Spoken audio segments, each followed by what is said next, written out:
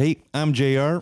And I'm Mike from the 18 Over Par with Mike and JR podcast. Welcome to Season 6 of the pod, where we'll continue exploring the sights, stories, and sounds of golf on the prairies, where you'll find some of the most golf courses per capita of anywhere in the world, and beer.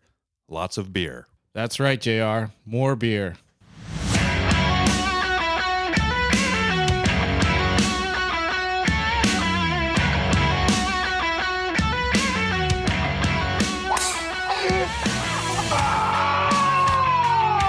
It's the 18 Over Par podcast with Mike and JR. You suck, you jackass.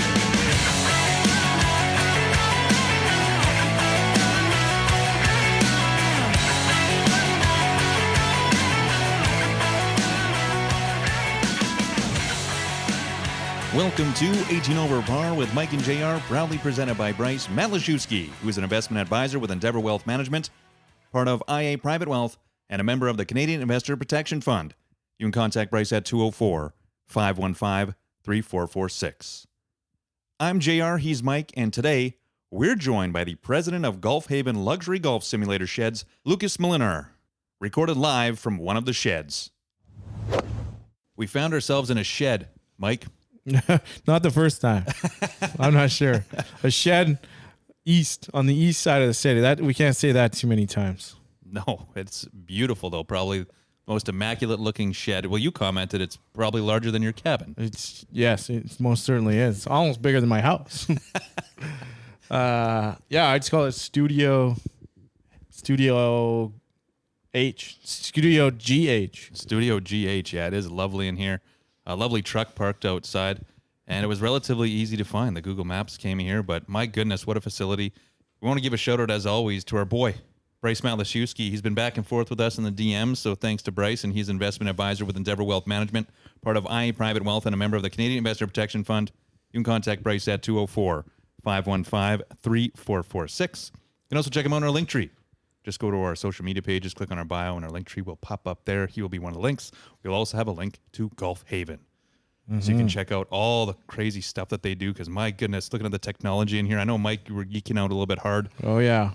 But we are in. So what exactly would you call this? Just a shed? Is it a simulator shed?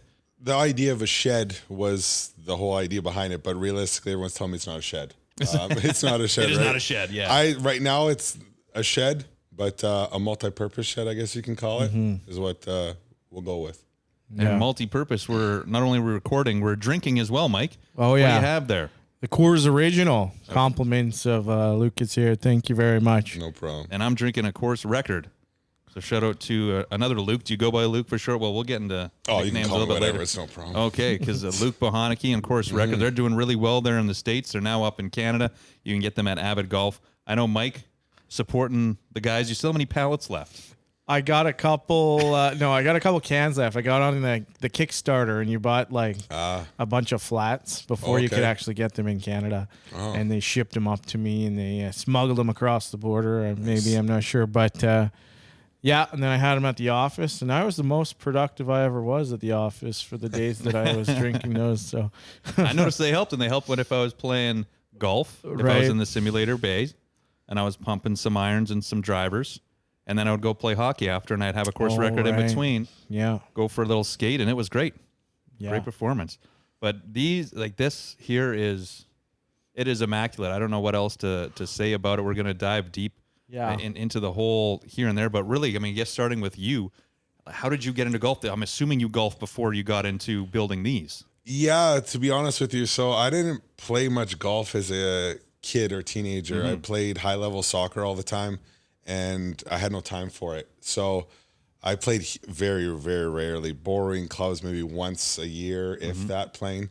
And when I actually got into start playing golf more than just once a year was when I got into construction and project managing. A lot of deals and stuff happen on the course. So I'm like, well, at least got to learn how to swing a club. So that's where that started.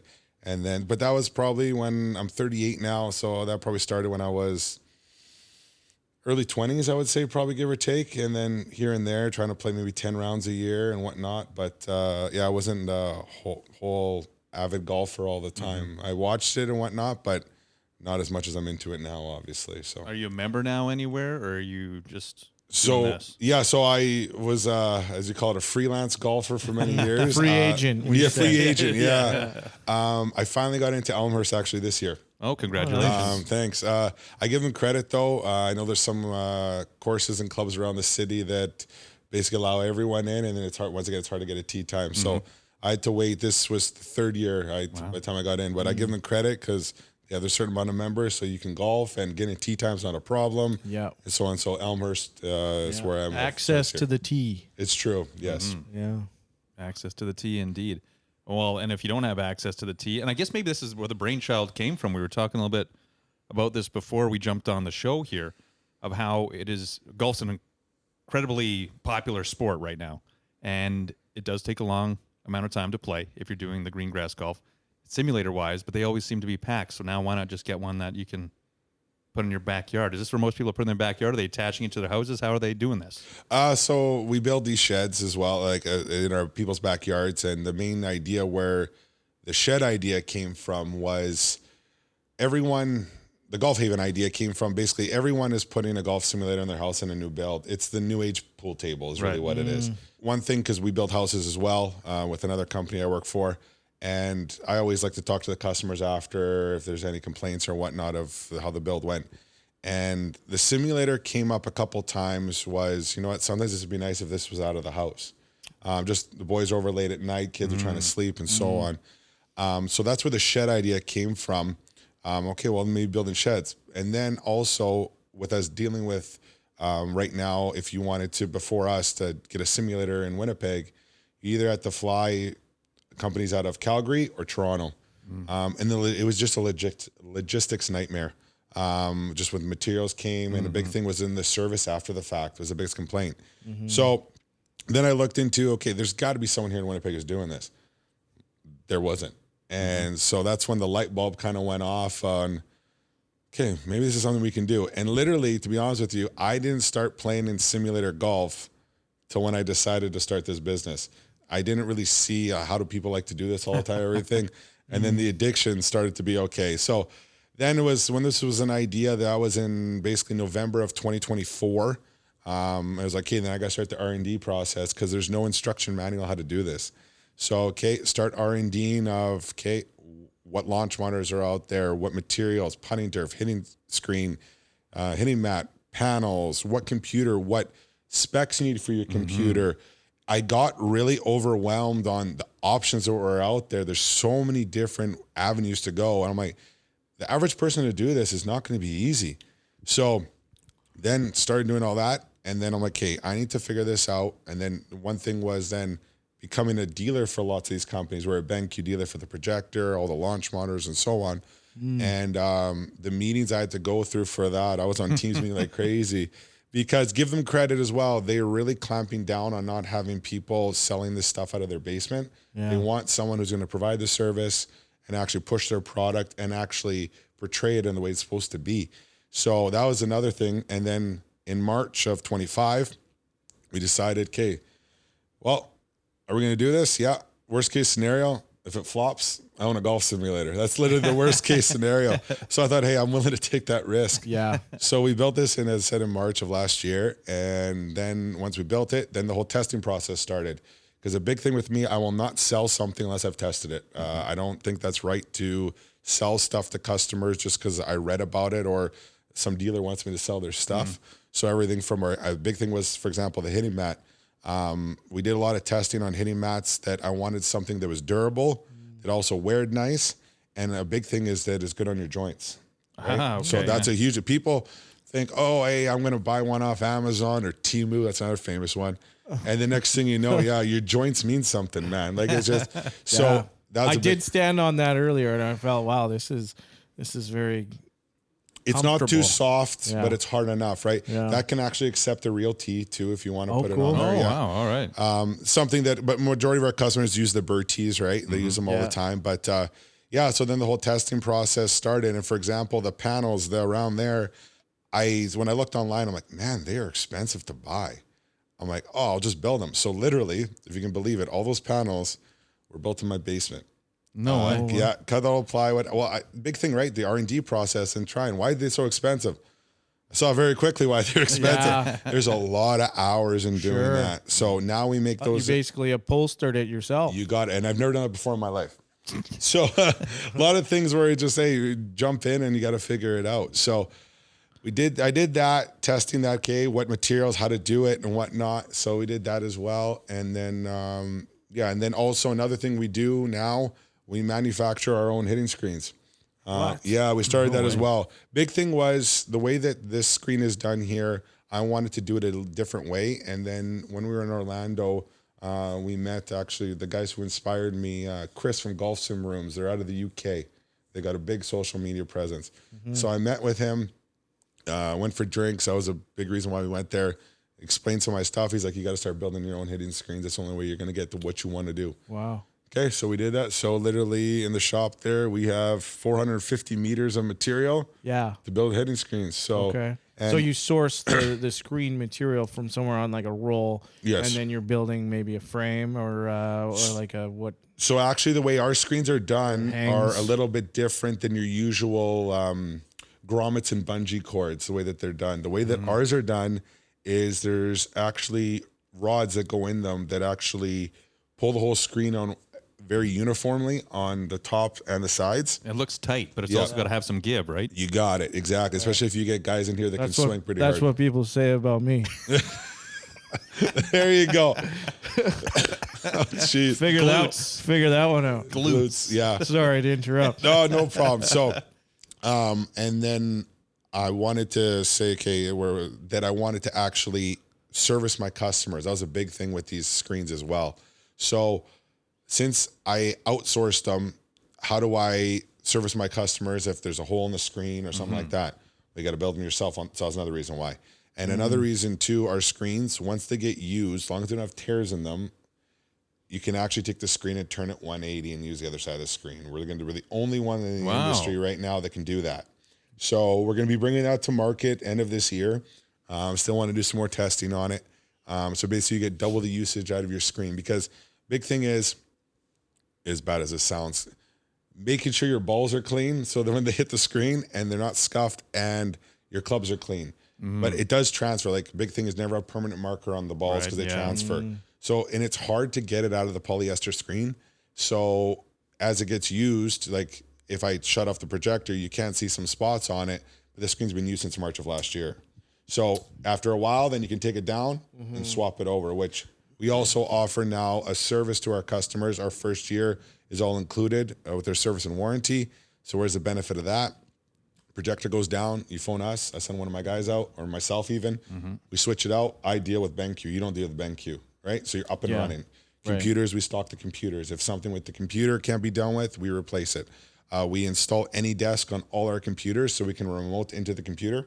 Smart. Because majority of the time, it's just like your router. You need to reset it. That's the majority of the time with electronics. So, but the biggest... Plug it back. It's true, 100%. Yeah, we know a few IT guys, or IT professionals. That's right. Yeah. We they call themselves professionals. Just hit the restart. So then that just what came about all that with Golf Haven, and then the whole serviceability side, I think, is why we've been doing so well, is customers want a face to a name and just want to be able to have things work after the sale, right? So so that's really the gist of where Golf Haven started and came from. That's a good gist. Yeah. I had a question about the screen. What is like the usual lifespan of a screen? I guess it depends how much you're playing on it, but like let's say like a place at one of these golf simulator lounges, like how often are they having to replace screens? I think it comes down to, and Luke could probably give you a better answer on that for the commercial space. Yeah. It's just like anything. It's how you take care of it. Like I said, we're about keeping the clubs clean, making sure the balls get rotated out. Big thing we hear for some, not our clients, but I see people in the industry, are the balls don't last in the simulator. No. Well, since when is a ball rated to be hit 300 times? You know what I mean? Let's see you on the course, buddy. Sure. Right? So that's a good point. It's not, they were never designed for that. They would never sell any golf balls then, right? Yeah. So that's a big thing. So to say how long they last for, I tell customers, if you take care of it and whatnot, in a residential space like this, there's no reason why that screen can't last 5 years. Let alone the other side of it as well, right? Yeah. So, and with our service that we offer now to customers, even after the install, after the year and whatnot, we're offering also like kind of like your fall tune-up package where we'll send out one of our guys, make sure the screens, because it does have to get retention every once in a while. Yeah, it does. It's fabric. Making sure the computer, all the firmware is up to date, stuff like that, and keep on going like that. But so yeah, to answer your question, in a residential, probably 5 years. Commercial, well, depending on how to take care of it, it could last 6 weeks. You know what I mean? Like, Sure. I saw at Luke's place and there was some duct tape on some of the stuff. I bet you it was a club went through it, right? You know what I mean? Ahead. And so I got some heavy hitters over at Abbott too, but some heavy throwers too. Golf clubs apparently. So, but yeah, it's just, once again, it's how you take care of it. Exactly. That's cool. So it's not just like you're doing the sheds, which are beautiful. You actually will you still do the builds of the simulators if it's in someone's house? Yeah, we get in that a lot as well. Okay. So we have the sheds on the go, which we are starting to branch out across Canada. We're getting inquiries from Vancouver, Toronto, North Saskatchewan. We are as well, Saskatchewan border. But yes, and also then people want this look in their house, in their business. Yeah. If that's a garage. I've seen businesses too, especially if some new builds, even some of the construction companies here. Yes. Like, oh, we're putting a simulator in. And everyone's like, well, a simulator? Put it in there. Yeah, and it's a big thing where, like, for example, here we've noticed the team bonding that you have within the workplace. For example, like our men's league that we have, and just internal, we play whatever the PGA is playing that week as the course. So you're not guessing what course you're playing. Yeah. So, right, it's whatever it is. And we don't play for anything, but the camaraderie and the competitiveness between everyone, it gives you something to look forward to, and it gets people involved as well that maybe weren't ever into golf, that they can have a comfortable place to actually play, right? Because that's a big thing we're finding as well, is I never realized this. A lot of people don't like to play golf on the course if they're not good or avid golfers, because they don't like holding up people and they don't like people watching them. Yeah. Or even on the range for that matter too, correct. right? They don't want people watching them, or people coming up there and trying to give them tips, especially I've heard that from women, which surprised me. Everyone wants to seem to give a female a tip on how to play the game better. Surprise, good place to pick up a girl, eh? But yeah, that's the biggest thing is, and so the families are getting involved. That's a big thing. Like one customer, we did an install in December, and that was for him. That was his present to himself. I get a picture the next night. He's like, oh, looks like it's not my simulator anymore. Family's in there. He's like, I'm making drinks. But he's like, it's something now the family can enjoy together. And because, you're playing a video game is what you're doing. But it's an interactive video game, which and it's quick. Yes, exactly, right? So, and there's lots of mini games you can play. Like, for example, on the Foresight Sports, they have a thing called the Fairgrounds, where you can play stuff that is more mini games for kids and so on. There's other stuff, break glass, so the kids can hit. I played some of those, the dartboard and the breaking of the glass. What was the one we were hitting people on the yacht? There's a yacht. I don't know if you've seen this. No. Now, I don't know what software you're running. I don't know if it's in GS Pro or which one it is. GS I think Pro. it might be. Then it would be on here. Yeah. So it's a yacht, and it's in the river or in the bay, and there's people waving at you, and you're at like a tee box, And you're hitting firing them, balls and you get points. and you get points if you hit the people. It's actually kind of hard because you got to fly it low. Oh, I see. Yeah, but that was entertaining. Just spray and pray. We'll have to, I forget what it was called. Yeah, well, even Operation 36, which I think is on the GS Pro. Yes, it is. And we're starting to see that now on the course. I don't know which one came first, but I was out there with Team Lefty, Blair Mooney at Glendale on Sunday, and pretty sure DG, Derek Goodwin, they're doing this whole Operation 36 with the juniors. So very similar to what you'll see in the software. They're doing that on the golf course in Greengrass Golf, which is a great way to get in the game and a great way to get juniors into the game. Totally, 100%. I agree with you. Yes. Actually, anyone really can go out there and do it. Related, what's interested now with the GS Pro software, and like there's local courses that are being developed. We saw River Oaks or Tuxedo, Niagara, John Bloomberg. Yeah, so the way that you can do that is, because we've got clients that have asked that. There's so many, because GS Pro is a third-party software, right? Yeah. So how it is they're not governed by any licensing rules. That's why they have I don't know if you've ever seen, like, the players course is actually DPC, players course, right? Yeah. So what you can do is you can hire a designer, and they will map out the course. And it's not stupid money. It's like $2,000. But we have lots of customers. For example, I know Niagara did it. They go, say 4 people go in on it, right? 500 each. And then it's your choice. Do you want to put it on the server or keep it internal? Yep. So, but the part I don't get, and whatever, that's everyone, I guess they want to practice their course. Why do you want to play a course you can play in real life versus like courses like, for example, we got Cabot Cliffs here that you probably will never play in your life. You know what I mean? Yeah. So it's kind of, I guess, the practice and whatnot. But I can it's get just, that. I think it's kind of neat, just kind of goofy in that you're seeing the real course on this virtual golf. Most of these places, these high-end courses, most people haven't played. I don't know. No. Sometimes you do, and you're like, oh, that's cool. Like, I've been here, and I've played this, and that looks familiar, but not as familiar as, like, a local course. And, like, we grew up in St. James, and there's a Assiniboine golf, the Royal Assiniboine Golf Course, and so we've been trying to get that on. We're waiting. Yeah, so I think there's a guy probably doing this just pro bono as a fun thing to do, because there's who's paying $2,000 to get John Bloomberg made. I don't know, or like somebody. City of Winnipeg. Yeah, exactly. Maybe we got to look into the financials a little closer there. Yeah, it is an election year. We'll have to get his on, or Scott Gillingham on before the election. Get Crescent Drive on there. Oh, geez. Yeah. So, like when I have customers, if they say, I want to play local courses, which is very rare, but we have that, the best, honestly, thing to go with is we sell the Garmin R50. Oh, yeah. It's got Home T Hero on it. That is 43,000 courses on it. Sure. And the reason why they have so many courses, Garmin obviously is a GPS company. Well, they have all the mapping of across the world. So for them to do it wasn't a big deal, right? So if customers want that, that's where I push them towards. And then that has everything. That will have your Assiniboine course on it. The Royal Assiniboine. Now, I got one more question here. So you mentioned Garmin, and that would be a launch monitor. Yes. And so that technology is different. How? I forget. That's radar or what? Yeah, so there's different types of radar, technologies in the launch monitor market these days. So there's really 2 different types. There's camera-based, which basically those are the ones that go above you or beside you. And then there's, the Lundar technology, which goes behind you.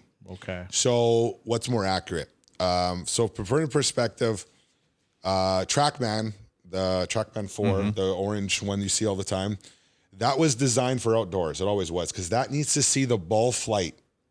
Well, it's a problem indoors, you got a screen. So it takes an approximation of where it's going. And especially also, that is anywhere from 8 to 10 feet behind you. Versus camera technology, which majority of our customers go with. And here we have the Foresight Falcon, so that has 4 high-speed cameras in it. That is actually portraying basically a 3D cube where you're hitting. Well, that is actually taking pictures in microseconds when you hit on, and with the dimple technology as well. A big thing with those other ones you're talking about, you'll see they will want you to put dots on the ball because it can't see the ball turning from so far away. The way I always portray to people, what's more accurate or what can you actually see better? Standing 8 feet behind the ball or standing right beside it or right above it, close into it? Well, obviously, it's going to be camera-based technology. It's going to be the best and most accurate. And we offer... Although maybe more expensive. It is more expensive. Right now, accuracy, price does dictate accuracy. 100% does, totally. Yeah. We offer, though, once another thing, there's so many launch monitors. I didn't want to offer all of them, like say like Carl's Place or everything. Because the reason why is I want to know how the launch monitor works and also the serviceability. I can't service my customers when I have 20 different launch monitors. How am I supposed to know all of them? You know what I mean? Yeah, that's tough. So we offer our entry models, our Garmin R50. Then we also offer the Hydra 2 from Quebec. They're the Canadian-based. The Pro TV X we also offer as well. Unicore. I was going to ask about Unicore. Yeah, True Golf, Foresight, and then Trackman is the ones those are the ones we adhere to. Foresight seems to be the best. Yeah, that's the Cadillac in the indoor technology. What is the most accurate indoors? Foresight by far. Outside, I think it's Foresight and Trackman. The way I always tell people, professionals can use whatever they want. They're not sponsored by any of these companies. And you look on the range, what are you going to see? You're going to see GC quads like crazy, and you're going to see Trackman. But Trackman has said with the whole radar technology, the LiDAR behind, it's meant for outdoors. Indoors, just Foresight has that technology and the accuracy. Because a big thing too in launch monitors, what we've noticed is there's times with certain ones you hit and it's like, okay, that's not what happened. You know what I mean? Like it hit the left part of the screen and it went to the right. Where with the Foresight, we've noticed in testing, it just won't register the shot. If it can't give you an accurate reading, you just won't see it on the screen. And a big thing too with Foresight, with their software, which they're coming out with a new subscription-based software in July, actually, to compete against GS Pro. Their putting by far is the best. That's the biggest complaint also with anyone in simulators is putting. It's not accurate. And with Foresight, for example, with ours, our standard is our hitting mat is 10 feet to the screen. That is 10 feet when you putt. And the biggest thing is with GS Pro as well, since once again, back to it's all third-party based, the stimp rating of your putts changes. And it all depends, right? So that's the speed of the putt, where you'll play one course and you'll putt it the 10 feet you think, and it's actually went 15. It might went 20. Well, it becomes very hard to accurately putt on a simulator if you don't actually know how far you're putting. You know, it's almost putting with your eyes closed, right? So, but when we have customers, they do auto putt. That's what they use as well. So So I don't mind putting. Like once you learn it, and obviously it's going to be consistent if you're playing the same simulator. It makes it fun. Some people don't play with it, but I think it's not putting outside. Correct. You can't look at it that way, but it's a part of the video game. Yes. And if you learn that skill of the video game putting, I think it adds to the game. But yeah, and a big thing too, people don't realize is when you use a club head data, for example, with the Falcon, you can use your putter. People big thing, right? Everyone wants their best driver, everything like that. But what club do you use the most? Your putter. Yeah. So to actually work on in the simulator of just, okay, am I square every time? Am I into out? What am I doing? Right? So there's so many ways you can use that as a tool to learn in the simulator. But yeah, putting, it's honestly hit and miss with customers. They like it or they don't. And the thing is too, it does slow down the game a bit, which once again, that's lots of times with simulators there people are in because they don't have the time. The people that don't like it just suck at putting. That is true too. You're not wrong. You got to word it. No, that's fine. With even talking a little bit beforehand here of just how customizable this space is. So if you are having, say, one of these sheds, it's not just here one size fits all. You can customize it as well by working with you. Yeah, correct. So we are going to be moving towards in the next coming years of having our dedicated 4 packages that we have. That makes sense. As of right now, with a newer company, we just launched in August of last year. And so we are allowing that our customers can customize them. And we're having customers putting saunas attached to them, sunrooms. One where actually I had an idea for them. I said, how about we put a garage door at the other end? So in the summer, you can have it open, have a fire outside, and watch a movie on the big screen. A lot of different ones. Another one we're doing right now is also a gym attached to it as well. So the key is making it a multi-purpose space, even if it's just the golf simulator side of it, using it for multiple things, not just golf, right? And then it adds value to your house as well. For sure it would. Yeah, I can see that. Totally, yeah. See that in a heartbeat. And what do you need for power? Okay, because we got AC in here. Yeah, so for power, the way that we've designed them, this one we're in right now actually can run off a 30-amp generator. So you actually only need a 30-amp breaker to run this place. But majority of our stuff, we tell customers, we run 50 amps to it. You don't need it, but it's nice too because it futures it. So we have actually another customer we're doing a shed for, and now they've decided they want a bathroom after, and they want a pool house attached to it for their pool. Well, it's good we ran to 50 amps there because now we wouldn't have enough power, right? So the way we try to, I try to future-proof everything that we do as much as I can. Like, for example, in here, this whole place is run by a system called Control 4. So basically that laptop, that iPad over there controls this whole entire place. So where's the benefit of that? That is your lights. That does also, the big thing why I wanted to run them is your inputs and outputs. So in here, you have the two 65-inch TVs and then your projector. So right now you can see all 3 are running the same. And then the speakers are running what the simulator is showing. But then what's neat, what we can do is you can change that TV, say to the Jets game. You can change that TV to say whatever game you want as well, if it's a Bombers game. And then you pick what you want through the speakers for sound. Then when it becomes really interesting, you can switch it. You can put the Jets game on the projector. You can put the simulator on that TV. And then you can put, say again, the Bomber game there. And you can put, say, the Jets game through the speakers. Right. So the Control 4, why we did that system, that's another option we offer. If people have at home, right, you have, say, your TV, you have a sound receiver, everything. Next thing you know, you got 4 remotes. Yeah, like my dad has it at home. He has so many remotes. It gets ridiculous. Input here, that, this. Next thing, it's just so frustrating. So the nice part with that, we can set scenes up. So you come in here, you press golf 1, and all you have to do is turn the computer on. You press that. It turns everything on the inputs how you see it. And then say when you leave, it's the opposite. You shut on the computer, hit off, everything shuts off. And then in turn, when we set those scenes, we can change the lighting in here. We can change everything to how the customer wants. It just simplifies the whole process because customers just want this to work. That's the biggest thing. So yeah. And so far, it seems to have been working. Like I'm assuming the takeoff has been pretty significant for you so far. Yeah, actually, it's way more than I thought it was, which is not a bad thing. To put in perspective, my year's projection that I had this year, we did in January. Oh, wow. Okay. The outreach across Canada, because not only I'm trying to be the guy to go to here in Winnipeg and Manitoba, I'm trying to be that across Canada as well. Sure. And branch across there. So. And you'll build them here. You can move them, or you build them on site, or it doesn't matter. This one that we're sitting here obviously is built here in our back warehouse part here on the gravel. This one can be transported. It's built like an RTM. If it's right now we've seen it within an hour, the logistics makes sense to build them on site, which is what we've been doing. And also a big thing is being able to get these things down the road. You can't bring this down St. Mary's Road, right? So one customer I had, can we bring it? Look, and it's like, I'll be taking out street lights and everything, like not a chance. It'd be neat. What I wanted to do but I don't think it's possible. I want a helicopter one of these things in Kenora or something. Yeah. But that'd be great social media. Would be amazing. But yeah, so that's one. So we build them on site.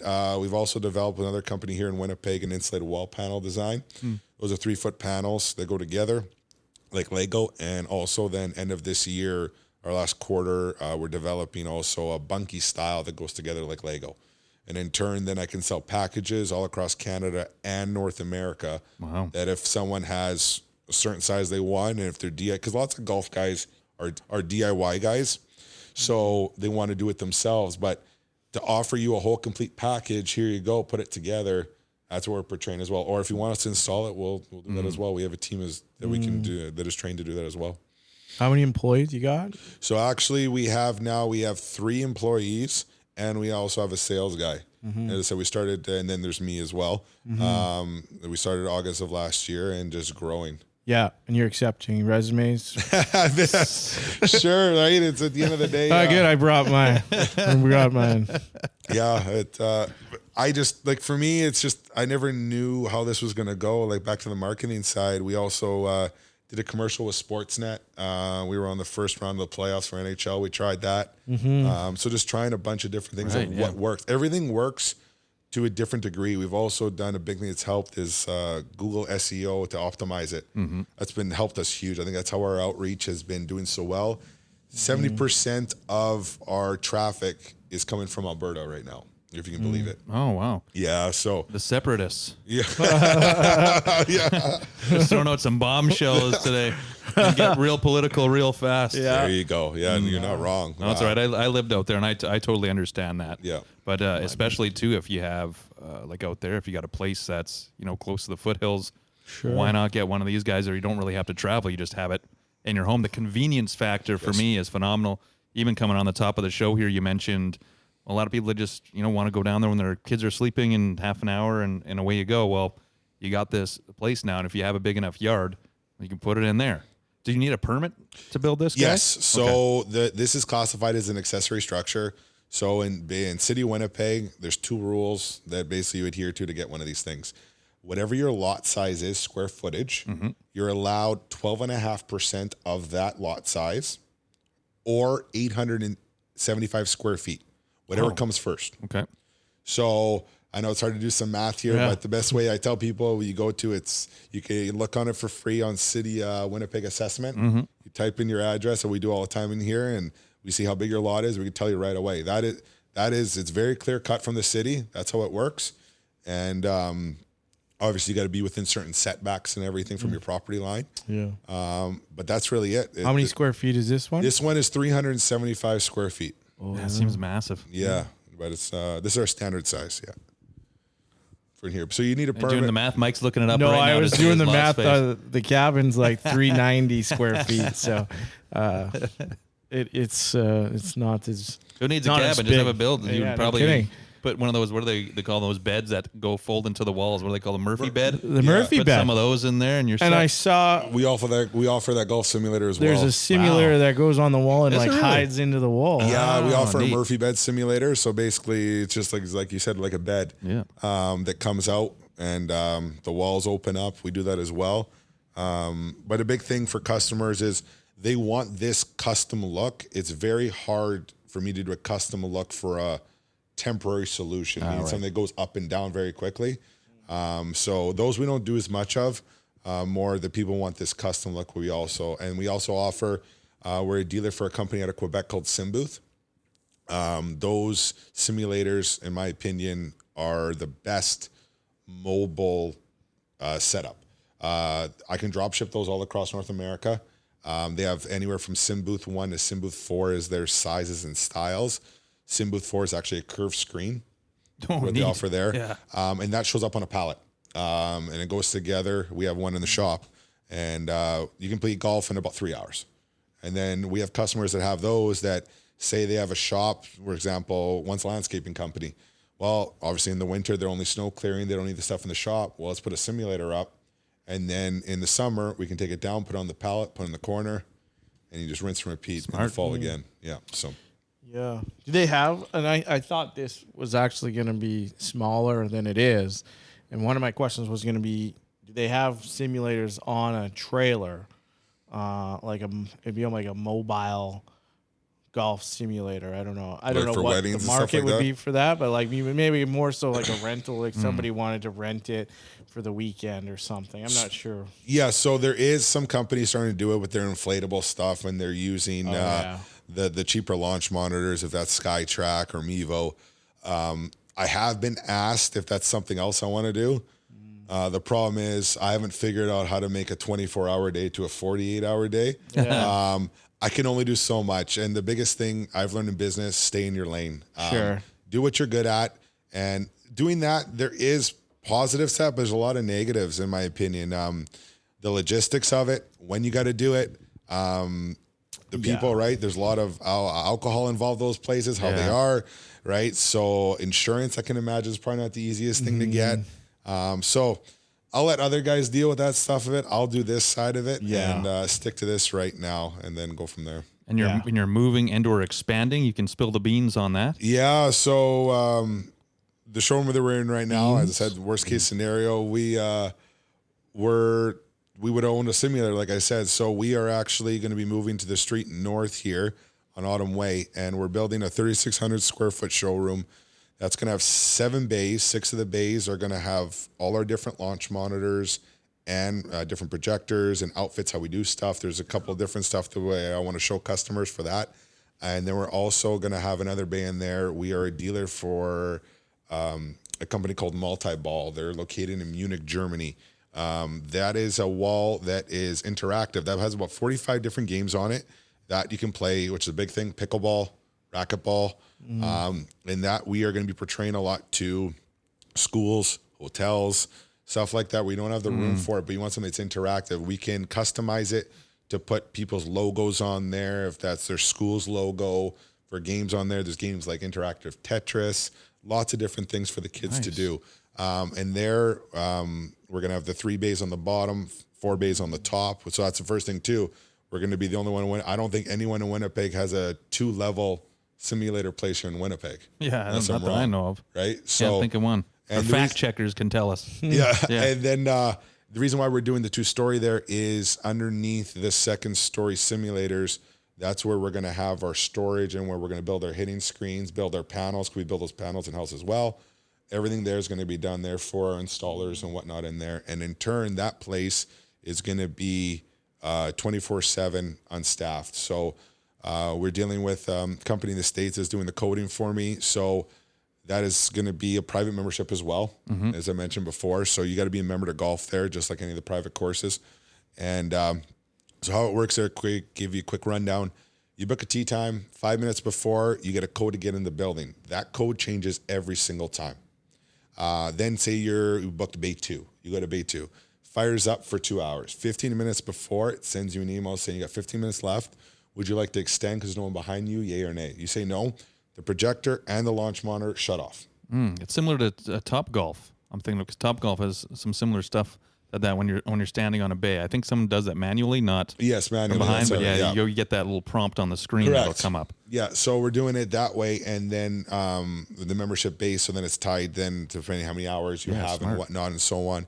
And in turn, we're also another thing. I'll let you guys know. I've been in talks with MLCC to sell booze out of a vending machine. We'd be one of the only ones here in Winnipeg to do this. It's been quite a long process. I can imagine. And for there to try something there. So it's not 100% yet, but and in turn doing that, we are developing a franchisee model. So if people have, we'll say, a business and they like golf, but you know what, they'd like to have a simulator business, but they don't have the time to man it. Well, that's where this all comes in. So then the big thing with this simulator showroom we're doing, customers can come and touch and feel, right? So you want the Falcon, you want the Pro TVX. Well, these are the pros and the cons. This you can try. I tell you all the time, you can try before you buy. Yeah, right. Really so where you don't have that anywhere in Manitoba. I'm not even sure Canada that has that of all the different launch monitors that you can try that and see what you want for if it's your house or if it's for your business you want to open up and so on. Where and that's the nice part. We can set you all up with everything, with the integration and everything, a one-stop shop. So even customers who put these in their business, we can set you up with the program where it's integrated, where the online booking and everything can be done. So it doesn't have to be manned by anyone. And then you can limit, depending on when it's used, which employees can use it at certain times and so on. And then also we've been reaching out to, say, apartments here in Winnipeg. Say they want to put one of these in for their tenants. Well, then that's revenue they can actually have now that they never had before. Yeah. Right. So I've seen that some of the places putting in. Yes. And the office buildings as well. They have them. Yep. And stuff. Yeah. So it's there's so many different avenues you can go with this that it's very portraying to a lot of companies and clientele. For you yourself personally, are you a better sim golfer or a better green grass golfer? Neither. Or do you notice them? Neither. Neither. One thing with the simulator thing is, which it was funny, we were talking about this last week because everyone's getting back out to playing golf. Yes. Man, were we brutal when we went back out in the real world. It's a big thing with the hitting mat of getting used to it on the real course. Obviously, playing on real grass versus in the simulator. It's just getting used to you're on a perfect lie every time the simulator. Chipping isn't the same in a simulator as in real life. That's another big thing. So am I a better golfer? I'm okay at both, but am I better inside? Yeah, but I think everyone is. And I think that comes down, to be perfectly honest with you, is that 6 foot gimme that everyone has all the time that they play with. You think about on the course, majority of us, are you going to make it every time? Not a chance, right? So some people are worse inside. I agree. That's true. Like people with load ball trajectories, it just, and then seems something weird that goes on, and then they never want to play sim golf because they're like, I hate sim golf because I suck at sim golf. But I do always say IRL, right, in real life all the time. But I think that comes down to as well of how accurate the launch monitor is. I think that's another big thing, and they don't like it too because sometimes I say it's a lie detector. Right? No kidding. Right? Absolutely. So each to their own. But I think I've found that, like, and we do a lot of sim golf, and it keeps you honest of what's going on. And I feel like my transition hasn't been too bad from sim to green grass this year. But on the it does take a little bit, like you said, kind of to get used to it. I found it took me 2 or 3 rounds. Yes, because I'm used to turf. Hitting into a screen is different psychologically when you're out there standing on a tee and everything's open. Like, oh shit, well, stuff starts to come into your mind. Yeah, right. It's just it's different. It just, especially when you're up or down, depending on where your lie is and whatnot. That's and true. it's different. It's at the end of the day, is it real golf? No, but it's trying to get as close to real golf so you can get the reps in. Yeah, that's a big part. Getting the reps in. TGL, they got the real turf on the inside, so maybe you can sell some real turf to go on the inside. Sell them a cube of turf. It's funny you say that because literally a customer asked me that, and I'm like, you explain to me how I'm supposed to do that. Well, you just bring the turf in. Yeah, I get that. I was going to stay alive and everything, and I'm like, come on. Like at the end of the day, like. He's like, well, we can. I'm like, I'm not interested in that, right? Yeah. So can imagine the screen just getting all dirty. Oh man, yeah. It's just no. So, but yeah, there was one customer that did inquire about that for sure. I guess if you had it outside, and then, anyways, we don't got to think. We don't got to think through it, anyways. But the other thing I had here is if you could put it underground, a little bunker golf. I guess you could, right? If you had the space, you could probably put it underground, and you'd have to engineer that somehow, and then golf. I could, yeah, no kidding. Yeah, we could definitely. Hey, I'm up to doing anything. This was something that I never thought I would ever even dream of doing and knowing how to do. So if someone came to me and said, "Hey, I want to do that," I'll be like, "I don't know why you want to do it, but sure, let's do it." Would you need a? Yeah, I don't know what you wouldn't need a permit then. That's what I was thinking. What golf simulator, right? Yeah, exactly. Yeah, we talked Putt View earlier, which is technology from Foresight, and I don't know if you could talk a little bit about that. I've seen it. We've seen it. I think there's maybe very few places in the province that even have Putt View. Yeah, Putt View, I believe the only one as of right now is a place in Brandon. Yeah. I believe it has it, but that is a totally separate putting green. It's not, I don't think it's integrated into the simulator. That's the place Noctegal was at, right? Oh, yeah. Yeah, I forgot. Yeah, we got to head out there. The name of it. Yeah, they have it. So Putt View is obviously an interactive putting simulator that they have. They have that it's incorporated static brake. So what that means is the brake is already built into the green. It doesn't move. Oh, yeah. But they do have with Foresight, Foresight and Putt View have teamed up together that the integration can be done kind of like TGL, like what you're talking about. So where we can do it is, say, in a simulator that is, we'll say 20 feet wide, you'll have 6 cups on the ground we'll do, and then the turf, actually, the putting turf will have static brake built into it. So anywhere from 0 to 3% brake. So how it works then is if you're within 20 feet of the cup, it puts a laser down on the ground, and then it knows on the simulator that you're with, we'll say a 2.5% brake. So now you putt to that cup now. Now you putt to the cup, you don't putt to the screen. It adds the realism of golf that the simulator is back, I said before, where it's missing right now. Right. It's not a cheap add-on for our simulators. That alone's $50,000. Wow. Okay. And that's just the whole integration, how it's done. And a lot has to do with the projector, because there's another projector that goes on the wall, and it's a very wide angle lens projector. That projector alone is $10,000. Yeah. It's just the way that it gives an interactive feel for it.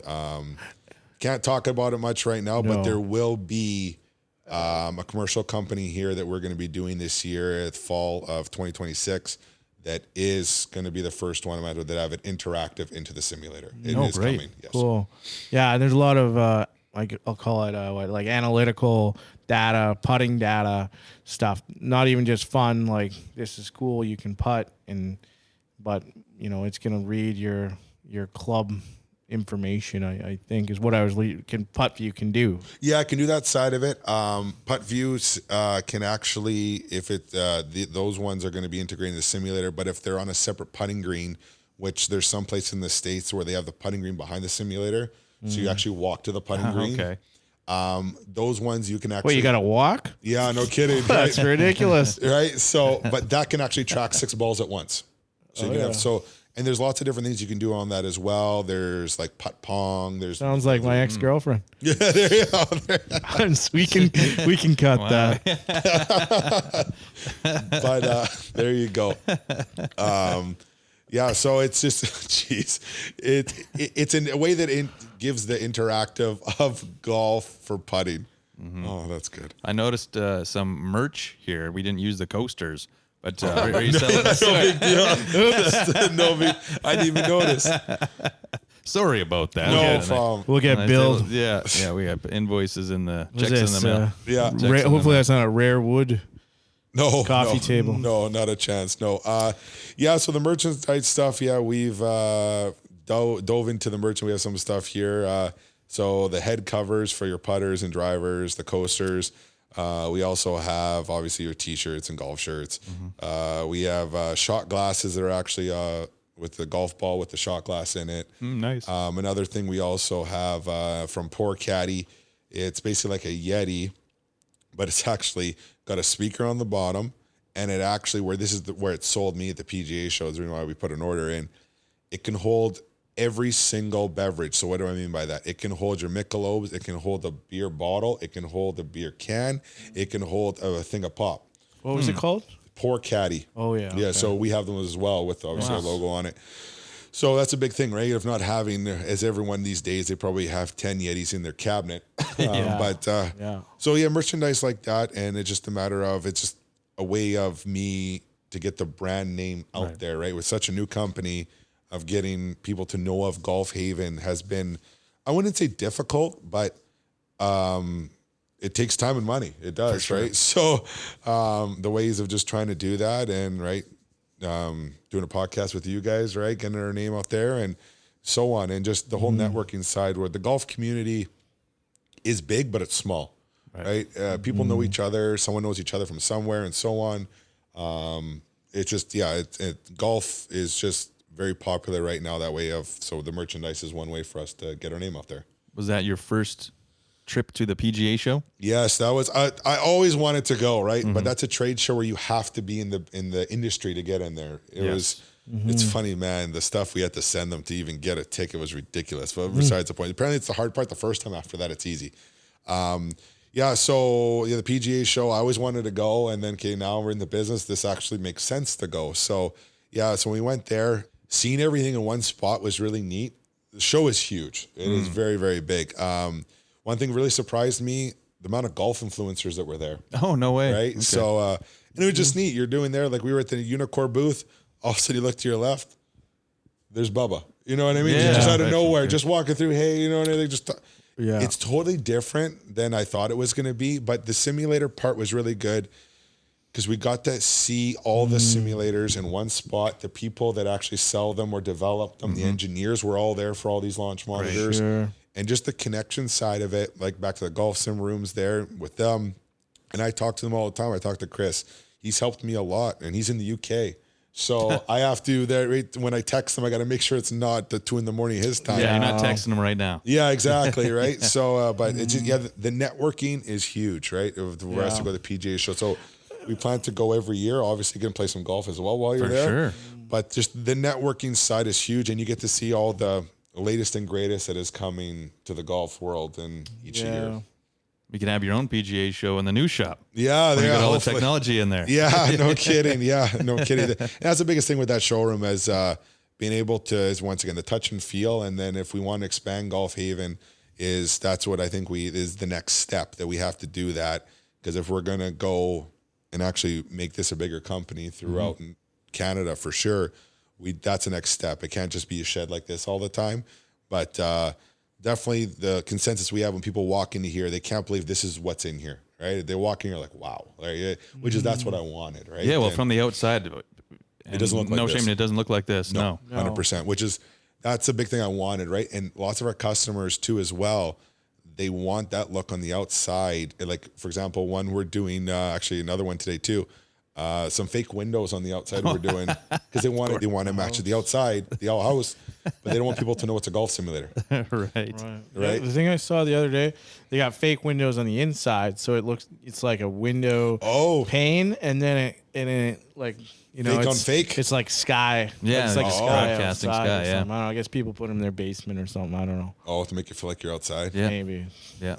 That's an idea. I've seen that. Anyways. We're actually working on a project on that, Mike. Yeah? Just you mentioned that. Yeah. How about for that? the children's hospital, for the kids. Yeah. For the kids For to make it. windows. Well, There you yeah, go. we know if you're in a hospital Put some bed. real windows in. Yeah. Well, we're not putting real windows in hospital rooms, and you see other sick kids next to you. Not a good sight to see there, Mike. Okay. Sorry. Sorry. Sounds like a great project. Yeah, My apologies. Feel like an asshole.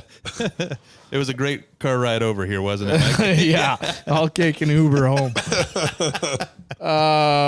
What else do I have here? We probably got to get into our back nine here, but I was most obscure location. You kind of mentioned helicoptering in a shack to Kenora. Imagine this would be a popular accessory to a $1 million cabin. Have you guys done anything like super obscure or like, what's the coolest project maybe that you've done, if you can talk about it? As of right now, none of those. Like the projects we've done hasn't been like that. That's a dream to do something like that. In Kenora. Obscure one, I guess you can say, that might be happening is 2 hours from Flim Fon. We've got asked to a company there that's doing mining out there for their employees. So that'll be 10 hours to take one of these things out there, right? Yeah. They're talking about a couple of them. So we haven't done any of them of that as of yet. I'm hoping they're coming. That'll be great for social media. But as of right now, since we just started in August of last year, there hasn't been nothing that's been like a big wow thing. And I can see lots of our customers probably aren't going to want people to know where they are. That's what a lot of our customers are like that. Yeah. They want to keep, because they're doing it for themselves, right? That's what a lot is. They want a place for themselves. So hopefully they're coming. Hopefully I can helicopter one in one with day. a 18 over par discount. There you go. Code. For sure. Yeah. Just mention 18 over par. 2% off. There you go, for sure. And we'll throw in a sticker. Yeah. And a coaster. Or you can use the stickers as coasters. How much golf are you getting out to play? Because it seems like you're pretty wrapped up in this. Yeah, so it is hard. I have a 1-year-old daughter now as well. So which I want to spend as much time with them as I can between the businesses that I have and whatnot. Trying to play, my goal this year is to play 30 rounds. I don't know what's going to happen. But being a men's night at Elmhurst, I'm trying to do that every week.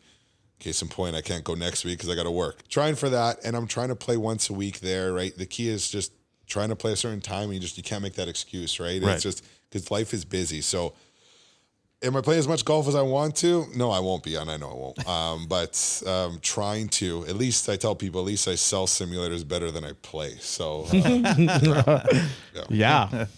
Certainly. I'm sold. Well, what clubs are you playing? Did you get fitted? Are you taking lessons, or are you just going out there and banging it around? No, actually, so I finally got fitted. It's funny. I'm pretty sure you guys interviewed his mom, your last podcast. Oh yeah, Rhonda. Rhonda, her son Brendan. Yes. Yeah. So No way. I met him at the PGA show. No way. Cool. And he's playing here as well, and because he works at Golf Town as well. So he actually fitted me. No way. She did say he was doing some fitting. Yeah. So he fitted me. So actually, what I play now is Strixon. I play their ZXi 5s, and it's funny then for the 5-iron, I've never played a Game Improvement before, and I played that. It's unreal how easy those are to hit. Big thing I've noticed, like before my clubs were, before I had just used PXGs I had, and before that my first set was Rocket Ball RBZs. Oh yeah. Made. Oh yeah. I had some of those. Yeah. So that's what I Garrett, had. you're on the Strixons, right? No? I am the Mizunos. Mizunos, those are good Playing the Mizunos. the other guys. Yeah, with the Strixon ball. Yeah. Right. Oh, the diamond, or are you playing? Or yeah. So the biggest problem for me though, I'm a lefty. So Okay. trying to try clubs up here is not easy. So I wanted to try the Mizunos, and they didn't have really anything for you to try. And I think it was the 923s I wanted to try, or the 925s. But the Strixons, buddies of mine have them, and they've been getting a lot of headway, I think, in the last 5 years compared to like the big three all the time, right? And I just like the feel of them. They're really easy to hit, and I think that's the biggest thing, in my opinion, with today's golf technology. Like I think Golf Spy said, man, if the whole driver thing was true, we'd be hitting 400 yards. Yeah, right. I think the forgiveness is the biggest thing with today's clubs. They're easier to hit, especially with Game Improvement irons and so on. That's, in my opinion, what I've noticed with my irons, the little I've played with them, is that they're easy to hit. Like you can hit it off the toe, and it doesn't look like you hit it off the toe, right? So yeah, so right now it's the Strixons is what I'm using. I think Blair from Team Lefty, who aforementioned, was out at Glendale with. He plays the Strixons as well. Yeah. Mm-hmm. I think Johnny Scoops got some Strixons. He did, too. eh? I don't know. Yeah, I know he team captain of Team Japanese. Australia. I don't know if it was Mizuno or Strixon. Oh, surprising! He wouldn't have gone Australian. Yeah, I don't know how many club manufacturers they have in Australia, but I would imagine there would be. We'll have to ask Sandy Kursiba. Yes, he would know. Anyways, you want to get to the back nine, Mike? Yeah, let's do it. Yeah. All right. Okay. Well, the back nine is going to be an hour long. Damn right it is. Lucas is going to be here for the next 3 hours. Well, why not? Why wouldn't you want to sleep here? That was my plan. In trouble. Well, you could sleep in here. Yeah. I have an understanding wife, so it's no problem. We don't.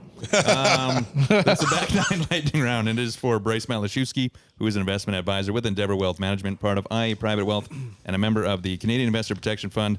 Contact Bryce at 204-515-3446. You can also check him out in our link tree. Just go to our social media in our bio. Click on that bio, and our link tree will pop up. Yeah. And you will see a link to Golf Haven as well as the Manitoba Open. I was just talking, they're going to be doing a push for volunteers. The Manitoba Open is at Elmhurst this year. How about that? End of August. Looking forward to it. Well, Lucas has lots of time. He can volunteer. That's right. Get out there. Hump a bag for a pro. Learn a few things. Comedian over here. That's right. I don't know anything about golf. I can crack jokes. And hurt children's feelings. Yeah. Oh, jeez. All right. You want to get into the back nine there, Mike? Yeah. You got a nickname? Oh, jeez. What's gonna be appropriate for this show? Yeah. You don't have to. We had Rhonda fucking Orr last time. But it is right? Lucas RFO. Milner, and then That's actually pretty close to my last name. I hear Mlinar. Like my last name is Mlinar. But like honestly, Dick is usually or Ass is usually my nickname. Cool. Yeah. There you go on that. Nickname for that. But no, nice. I always try and pin nicknames or make up nicknames. So it's called Carthago. They make luxury motorhomes in Europe. Okay. And they have an Mliner motorhome. So the same spelling as your last name. Oh, really? Is the Mliner motorhome. You printed it in color. Yeah. So your nickname could just be motorhome. Motorhome. I love that. Yeah. Motorhome, motorboat. There you go. Yeah. I don't know. I think shed. it would be cool to call someone motorhome. That's not a bad Me nickname. and motorhome are going out for. Makes me sound like a unit. I saw it completely. You are a unit. Yeah. In a good way. There was, I think, one of the Toronto Blue Jays prospects, talking about baseball now, was voted as best nickname. Is known as the Iowa Meat Truck. Okay. And there was brothers. I forget which franchises they were with. One was nicknamed Username, and the other was named Password. So that was pretty good. Interesting. Thought you were gonna say meat stick or No, something. the Iowa Meat Truck. All right. Gotcha. So a collection of 9 questions here for our back 9. And have you ever got a hole in one? Not a chance. I really hope, but Yeah. no, I have not. Not got one even yet. in the sim golf either. No. I've seen one of my buddies in here hit the pin. That's the closest I've ever seen. We actually talked about quickly to do a par 3 hole-in-one challenge, and no one leaves till it happens. I'm like, oh man, that would be fun. Like we thought about maybe doing it for charity and whatnot, and you have a live webcam going on. Yeah. But man, I think that's gonna be painful. Like so, but no, I have not got one yet. Yeah. I mean, that's got to take sometimes you watch those and they go on for like No kidding. 12, 24 plus hours. Totally, It's a lot. What would be the golf ball that you're playing right now?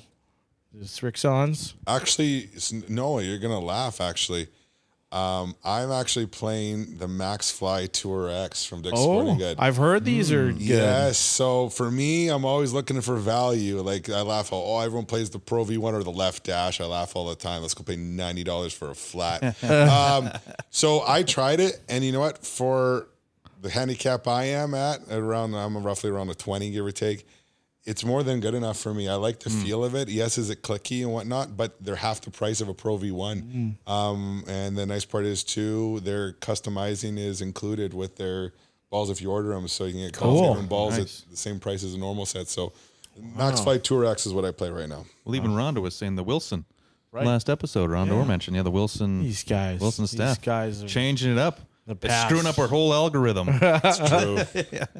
I've heard good stuff about the Strixons, though. I have buddies that play them. They really like the Diamond and the Z Star, I believe. Yes, yeah. They like those as well. We got to get a better Google SEO to bump our numbers. There you go. Which golf course in Manitoba would be your favorite, your personal favorite? Personal favorite. I think. Well, I was going to say the nicest, but my favorite. I do like Granite. I do like it. Just especially hole 3 there on the dog leg left. I really like how the water and whatnot's in it. That's, I think, probably my favorite course I would say to play as of right now. Pine Ridge, I don't mind. We play there all the time too with the corporate side.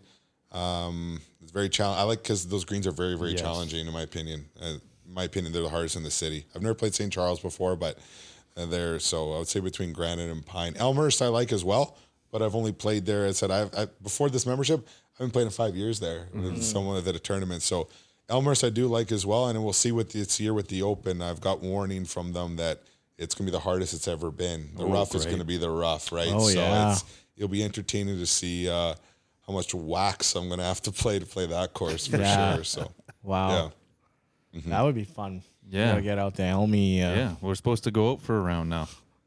What? We're supposed to go out for a round at Elmy now.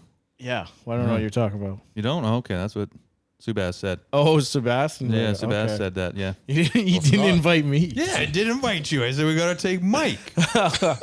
Yeah, and then we can take Lucas with us too. We got to force him now. You guys can come with me. I didn't get that. I didn't get that fax. So I was gonna say, do you got a favorite course to play on the sim? On the simulator, To go to or something? That's kind of hard, I guess. The hard, like for example, like Cabot Cliffs here in Nova Scotia. That one's a fun course to play. No. It's a bitch when you're in that rough. It's fun to play that side of it. But honestly, probably my favorite is where the Waste Management plays there because there's actually TPC, commentary. Scottsdale. Yeah, there. And one thing also, there's beta testing. I don't have it installed here yet, but there's in development as well, third-party software that is commentating, but it's only chirps. Okay. It's coming out now. I haven't had the time to install That's it. super funny. Yeah, we're on the beta testing. For it, and it's just chirping in the city. That's funny. It's another added thing to golf. Golfson had some of that, like very, basic chirping. I guess some side comments that were kind of like. Was it in English? Yeah, no, it's in Korean. But, there you go. Well, we understood it. We're fluent in Korean. The tone of voice. It was very aggressive. Yeah. You got a bucket list course in Manitoba that, on your free time, you're gonna want to get out to. In Manitoba. Yeah. That I haven't played before. Me being a freelance golfer before. I've never actually thought of that, to be honest with you. I'd like to play St. Charles just because that's, to me, like it tries to be the pinnacle course of Winnipeg, which I've never played before. And it is. Yeah, so I've never. So St. Charles, I think I'd like to play. And I think one thing too of the private courses, it makes it kind of like an upper echelon that, well, you're only a member if you can play there. So it makes you want to try to play there with a member or whatever, right? Yeah. So for now, I would say St. Charles, but I honestly have never thought of that. That's a good answer, though. Yeah, we got to wait for the new 9 to come in. It's looking real good for sure. Right now, it's coming in. They name it yet? They have not named it yet. I don't know if they're going to put it out there. They should be. Might as well be mine. Yeah, the Hyra 9. Bryn's house backs onto it. Yeah. What would be the most memorable course that you've ever had the opportunity to play? Do any golf tourism? Yeah, actually, we went, me and a buddy of mine, we went to Las Vegas 2 years ago, and we went to watch the F1 race. Okay. But in turn, we wanted to play golf, so we played seven courses. What? So literally, we had it, so we booked it with an agency down there for golf, and so we would play sometimes, well, when we're talking about 3 days were 2 times, and then the one day was obviously the one for 7. So we'd play at the first tee time, which is usually between 6:30 and 6:45, and then go into the next course right away, come back, have something to eat, go and watch F1 on the strip, and then rinse and repeat. And So there, Vegas, I would say I played, I believe it's called the Riviera there I played. That was a very nice course that I played on before.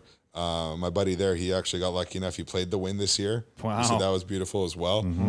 But I would say probably Riviera is the nicest I've played there. I actually had, quick story, so I got married 3-4 years ago. I really should know what day that is. She's going to kill me. Edit in. Edit date Put it in now. there, I wanted to have my bachelor party at an all-inclusive resort.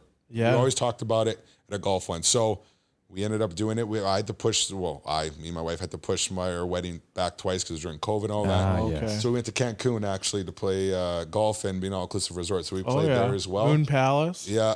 No, we didn't stay at Moon Palace. We stayed at, I forget what it's called. But actually, we've talked about actually staying at Moon Palace now. Because they got all-inclusive kind of golf. And it's good for the kids too, apparently, as well, I've heard. So we did that. So Cancun was fun to play. We got to play on, there was a PGA course we played on. That was that was a ball Was that eater. Mayakoba or isn't that where you there played? was one. No, it was close to Mayakoba.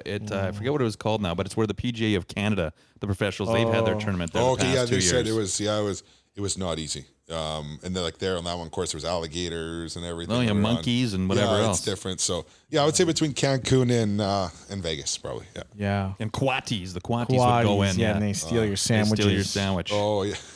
And then if you look at them the wrong way, they'll steal your soul. That's crazy. Good. I sold my soul. So, you got a career low round? Ginger? No. A little bit. Little bit. I got ginger in the beard. Yeah. There you go. So I only had half a soul to begin with. Half full, half empty. Yeah. Well, when I walk up to the stores with automatic doors, they don't open for me because I don't have a soul. And then in like the washrooms with the automatic soap dispensers, it doesn't work. Oh, there I you don't go. think that's just you. I don't think that's No? for a lot of people. So I had to walk around with a bar of soap. Ivory. Irish Spring. Irish Spring. There you go. Right on. By the Career low round. Career. Oh man, this is embarrassing. I'd have to look. Does Kildonan count? Oh, Yes. Oh, right. Well, you guys are on there. I got a 79 at KP. I think I'd have to look. It's like 79 or around that, or 80, give or take. Yeah, that's It was- great. yeah, No, that's so good. That Kildonan. counts. That counts, yeah. Yeah. I definitely went over on hole 10. Is it hole 10 that you go Yes. over under? Yeah, the par Right. 3, the bridge. Yeah. Yeah. That's been showing up a lot lately Rick Shields, on did the you social see that? medias. No, Yeah. I didn't see it was. Yeah, he did it too? posted that. Couldn't believe it. He just posted it. We're Wow. like, there's no way he came to Winnipeg. There's not. No. But yeah, so that made it up. And people are like, who puts this on a golf course? I'm like, oh, No, that's you put a shitty- golf course around it. Yeah, That's no what you kidding. do. Yeah. 8 here. I saw that you were a car guy as well. So you're a yes. golf guy, a Renault guy, a car guy, just a jack of all guy. trades. Yeah. So, you're a drag racer. You race cars. Yeah, so I have another company called LCR Performance. We do high-end drag cars, really, where we do street strip cars. So, for perspective, without getting into that, that'll be a whole nother podcast. Yes, so I've been in cars for years, literally since I've been a teen. And how it started, I was fully sponsored in drag racing from, I believe it was 18 to 25 it was. So I did that quite a bit. And then I stepped away a bit and then got back into the whole car side of it. I really enjoyed doing it. And so doing like resto mods and whatnot. And then, for example, the one customer we take care of, he gave us the opportunity. We got a chassis from a guy in Edmonton, which actually, it's funny that Pro Mod was actually originally from Qatar. Yeah, there's a lot of history on that one there. And Do they drag race out oh, in in Qatar? Qatar, they have probably I've never been there, but people have been there. The nicest facility probably in the world. Wow. Yeah, they have just beautiful facility there. You pit inside of a building, everything like that. yeah. Yeah, it's quite neat what they have there. So that is an Outlaw Pro Mod we do with that, and all our cars that we do usually is anywhere from 2,500 horsepower and up. So that car there, he was, yeah, the Tim Allen. There you go, eh? Yeah, so we got that opportunity, and it's just a passion of mine I have. I own a 69 actually is for sale. That's a drag and drive event car, so basically you can drive it on the street. Wow. That thing makes over 2,500 horsepower as well. And that we were racing in Vegas last year as well. We went there racing. and that thing weighs 4,000 pounds. And in the 8th mile, it ran 446 at 170. So in the quarter mile, you're looking at 670, 680 at like 210, 220 miles an hour. So I'm assuming that's good.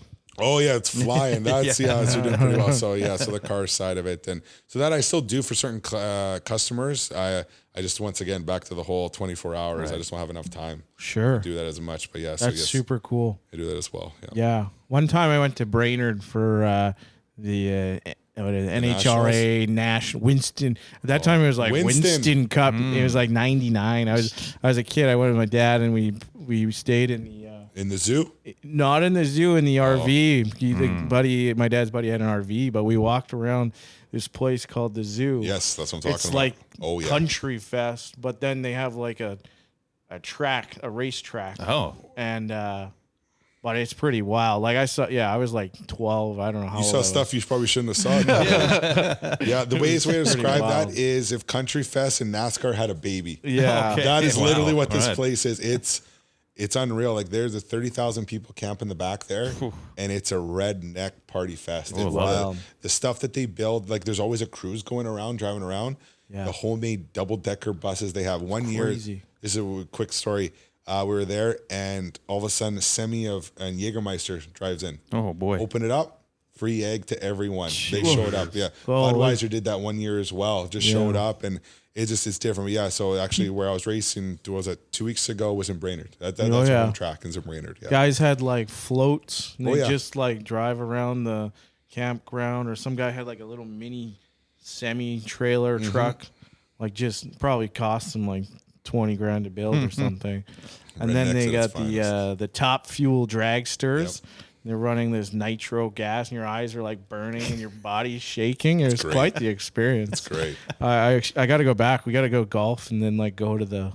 That sounds like fun. The Nationals or something. Yeah, golfing's huge out there. They got Craigan's, Breezy. There's so many different all-inclusive resorts out there. They're actually building a night course there as well. I believe it's 12 holes. I believe is there Breezy Point. That's going to be. It's going to be next year, I think. Yeah, where like the last tee time will be like 9 o'clock at night, stuff like that. So they're doing that as well. Yeah, they started building it already. Smart. Cool. I haven't been down there in a while. Yeah, you got to go. Flagship question in the back nine: what is your favorite condiment? Okay, barbecue sauce. Barbecue sauce, and then probably second would be hot sauce. Okay. Yeah. Would you put them both on the same thing? You putting hot sauce and barbecue sauce on the same thing? Why would you put two good things on one? Okay, well, I was going to say maybe do a spicier barbecue sauce. It seems like you can get a lot of different there you go. condiments now, right? There seems like there's a few out there. The meating, you get into like smoking and meating, or like I don't even think meating is a term, but meating it is now. Yeah. Don't Google that. We're gonna call you meat stick. I love that. This sounds bad. I love meat, but I don't have the time again. Right? It's just like steak you don't and got stuff 12 like hours to smoke. No, but I do respect the guys who do that. Yeah. If I had someone who would do it and say, "Hey, Lucas, come over," 100%. So I am a big fan of. I have a couple buddies that have Traegers and stuff like that, and I definitely respect that for sure. Yeah. You see the videos, even like our buddies, right? It's the same thing. You see the videos of the posting, they'll be smoking something all day, and you're like, wow. Yeah, I had a smoke. Thanks for the invite. And I was like, I don't have patience or time for this. But I do like this more classic response of barbecue sauce and hot sauce, because we've gotten some weird ones in the past little bit.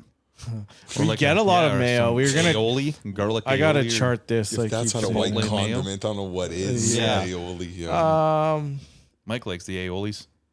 Yeah, there wasn't or maybe it's the areolas. Okay. We don't know. There you go. Anyways, we always try and think of obscure stuff. Horseradish. Horse is that's good. great. Yeah, that's great. Then get that on like a nice big juicy jumbo dog. Oh yeah, the horseradish would be pretty good. The keg horseradish is where it's at. The keg one. Oh yes. Yeah. Good point. It's got a good kick to I'll it. put some hair on places for you. Yeah. Oh yeah.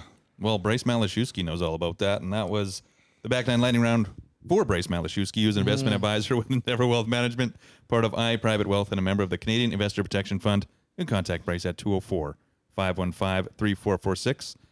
And as I always mention, you can check him out on our link tree. Just go to our Facebook, Instagram, MySpace, X, Blue Sky, all that good stuff. Click on our bio, and the link tree will pop up for you. Go find him. Yeah. Is there any parting words that you wanted to say? This has been fun. I'm sure we could have talked for a hell of a lot longer. We might have to do a follow-up when the new building Sure. is coming around and test out some of this technology. Get that on the social medias. Right on. Right. We'll have to bring a video. We forgot our video camera. We got phones. This would have been a lot better if we had a video camera. GoPro? I'm just kidding. But yeah, no, we'll do some pictures here and maybe a little video walkthrough and post that when promoting this and encourage the people to check out Golf Haven. Appreciate it. Yeah. This is pretty sick place. It is. It's well put together because we've seen a lot of places. I guess maybe that's another thing too. Did you do a little bit of a touring around to the local spots here? Yes. It's funny you say that. We were back to the R&D quick for that. Me and my buddies were playing simulator golf 3 to 4 times a week almost. Wow. In all the places in Winnipeg. And I would be booking bays that I knew were far enough away from the front and trying to just research of, okay, how did they mount the screen? How did taking measurements? Oh, wow. Well, yeah, right. Just going around different stuff all the way around. Like what is this guy doing? Aim point? Yeah, exactly. The Sims? Right. So that side of it. So yes. So 100%. Cool. Smart. Okay. That's good you did that. Side of it because once again, there's no instruction booklet how to do this. Right. So yes. Nice. Okay. Well, that's it for me. This has been fun. We should have brought our sticks, but we'll save that for another time. We'll take some footage here. But thanks again for opening this up for us. This has been a very eye-opening and an enjoyable experience, at least from my end. Most certainly. Yeah, we'll have a fun ride home. Anyways, that's it for us. Have yourselves a wonderful evening. Thanks for listening. So long. Bye-bye. And you can count on me waiting for you in the parking lot.